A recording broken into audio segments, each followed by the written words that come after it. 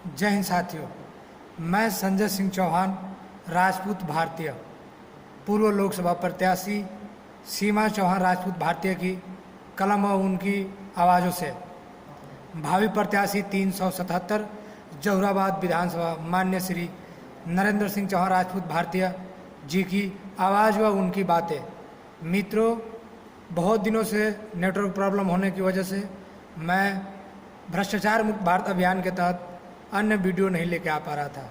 मित्रों, आज हम बात करेंगे ऑनलाइन एजुकेशन शिक्षा से होने वाली गरीबों व कुछ परिवारों को, खास तौर से बच्चों, जो बच्चे ना समझ हैं उनसे हानियाँ, और सरकार इस पर फेल है इनके कारण।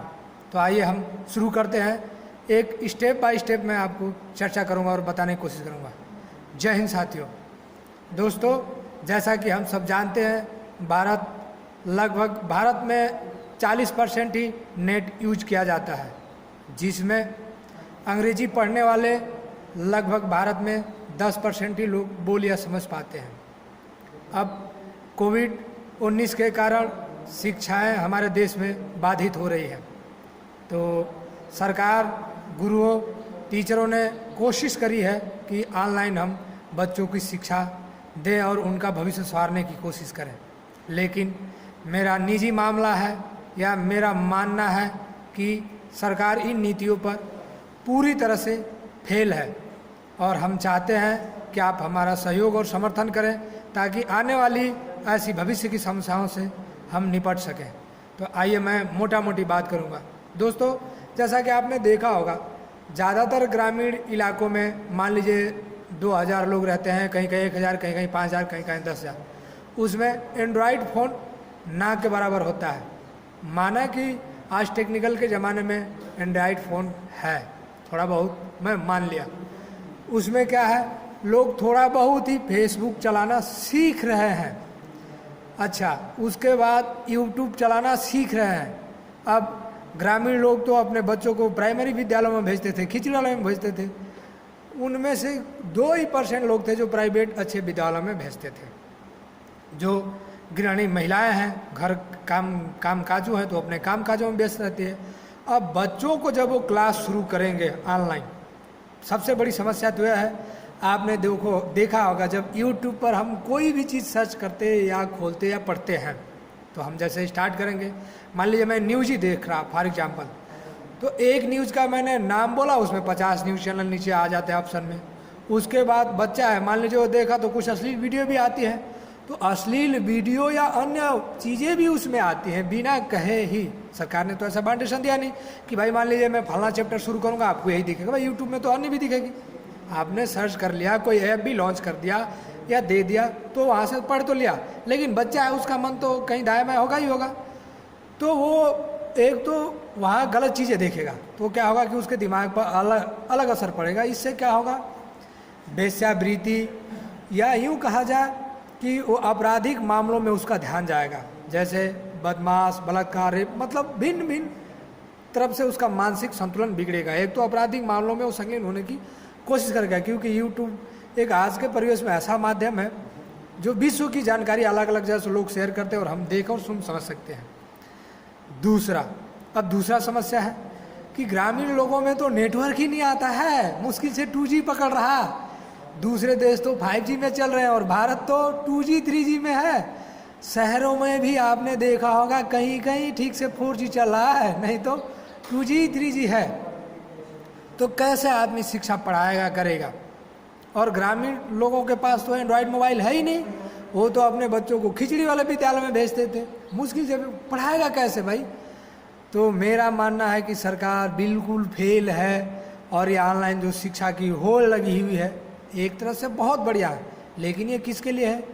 जो वयस्क विद्यार्थी हैं, जिन्होंने कम से कम ग्रेजुएशन कर रखा है और वह निर्णय लेने के संदर्भ में उनके अंदर क्षमता है अच्छा बुरे ज्ञान की, उनके लिए यह ठीक है कि वह दूर दराज बैठे कोई भी प्रोफेशनल डिग्री पढ़ाई कर सकते हैं। लेकिन जो छोटे बच्चे हैं वह कैसे करेंगे?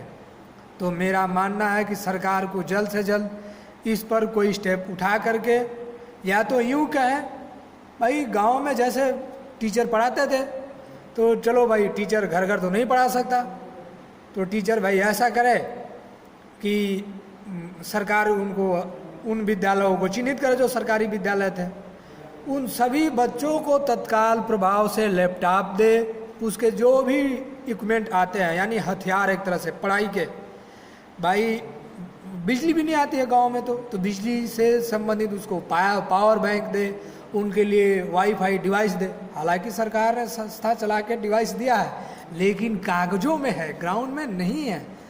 तो हम चाहते हैं कि सरकार इस चीज़ को दे, डिवाइस लगाए, वाईफाई कनेक्ट कराए और एजुकेशन का सीमित समय रखे कि भाई इस सीमित में, और यूट्यूब का बाउंडेशन रखे कि अमुक विषय ही प्ले हो, अन्यथा कोई और प्रचार ना आए जिससे बच्चों का भविष्य, करियर और शिक्षा बर्बाद ना हो।